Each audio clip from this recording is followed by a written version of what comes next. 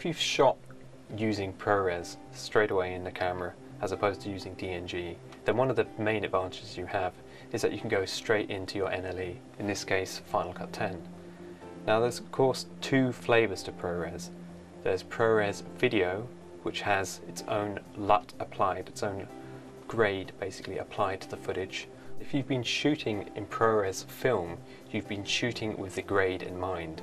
You've been shooting to get those 13 stops at dynamic range, the most amount of latitude that you can. And that will mean that you need to grade the footage.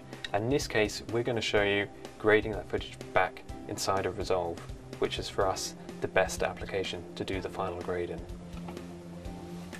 So we've had a good look at working with raw files inside of Resolve and how to round trip them into Final Cut 10, back into Resolve and finish back inside of Final Cut 10. But now we want to look at a slightly more straightforward workflow of actually working just with our ProRes files. The benefit you have in recording to ProRes or to DNx HD is that you can send these files straight through into your editorial package. For DNx HD you would send them through into Avid, but as we're working in Final Cut and we're working with the ProRes, this is the workflow that we're going to show. First thing I'm going to do is just make a new event.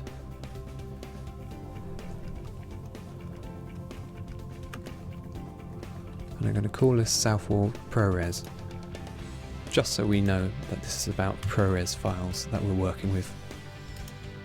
I'm going to import this media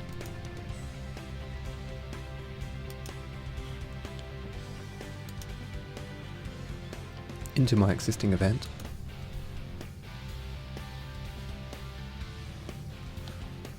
And here I've got a combination of different ProRes files.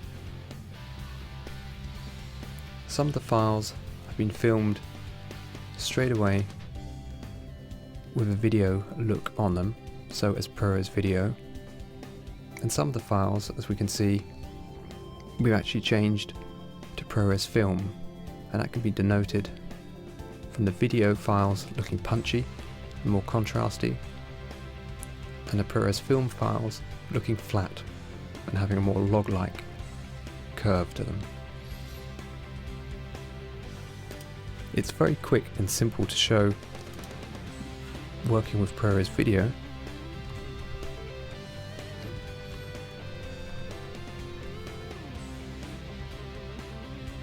Because at this point, all we need to do is find some clips we like,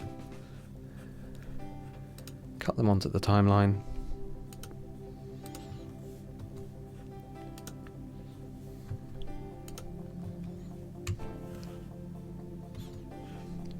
and then we immediately have an edit with the grade already in the camera, and there's little more we need to do. However, when working with ProRes film, what we can see is that the footage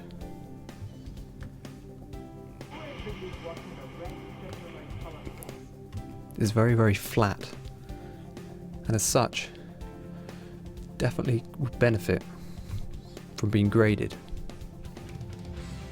I'm just going to cut a couple of clips onto the timeline just so we can start to demonstrate what would need to be done to bring these flat log-like clips back up to looking like a sort of ProRes video look. So in essence, when you film using ProRes film mode, the crucial thing is that you need to allow time to grade the footage afterwards. Of course, this footage could be graded inside of Final Cut, but as we've got DaVinci Resolve as part of our system, it's much more preferable for us to go back into Resolve and to actually do our final grade on the ProRes film footage inside of Resolve. To do this, we're going to export our timeline as an XML, quit out of Final Cut, and relaunch Resolve.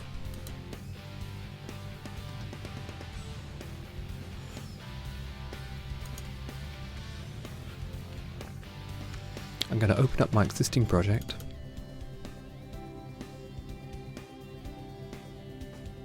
going to go to the conform page, to File, and to import XML. I'm going to select my XML I just exported from the sequence ProRes film, and here again I'm presented with a similar dialog box. Again, I want to automatically set my project settings, and this time I'm going to leave it to actually import my source footage into the media pool. We can see now that the source footage has been added to the media pool, and if we sort by list,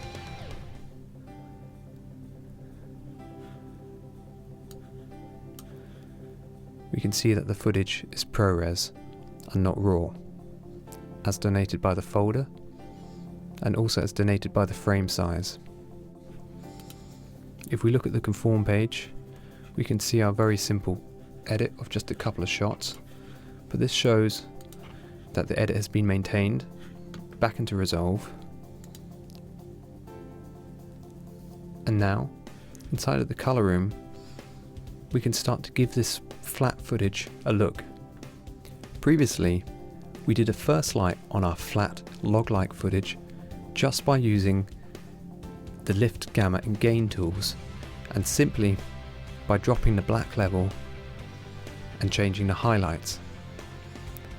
This time we're going to look at the curve tools.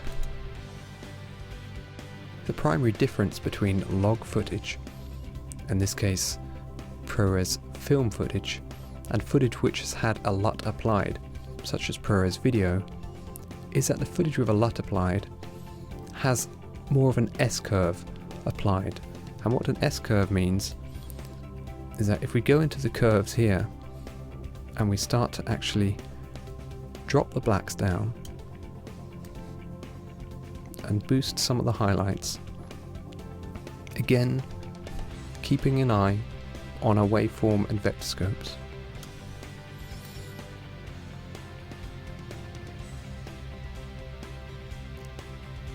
then we can quickly start to get a look from the flat footage, which is far more reminiscent of the footage actually having a LUT. If I'm happy with this look, I can go to the View menu and I can grab a still again. I can control click on the clip in the still page and I can add the correction. And what happens is an S-curve correction I made to the previous clip is then copied across to the other clip. In this case, I want to make a few more corrections to it.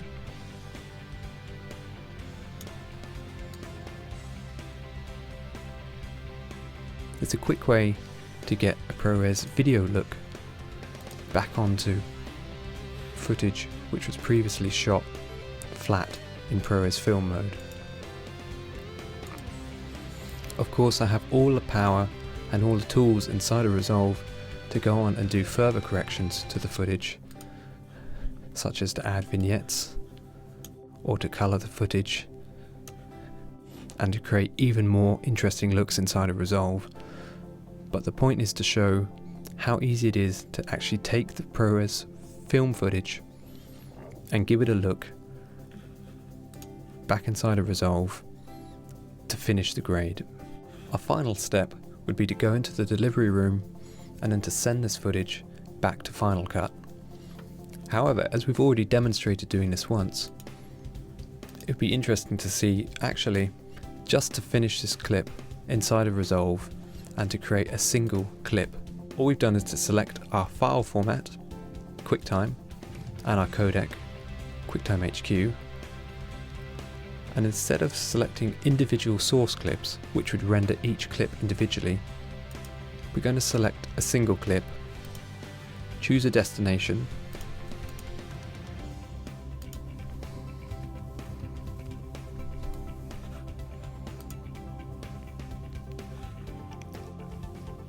and now we're going to render this whole timeline with both clips rendered as a single clip out of Resolve to make a final QuickTime movie.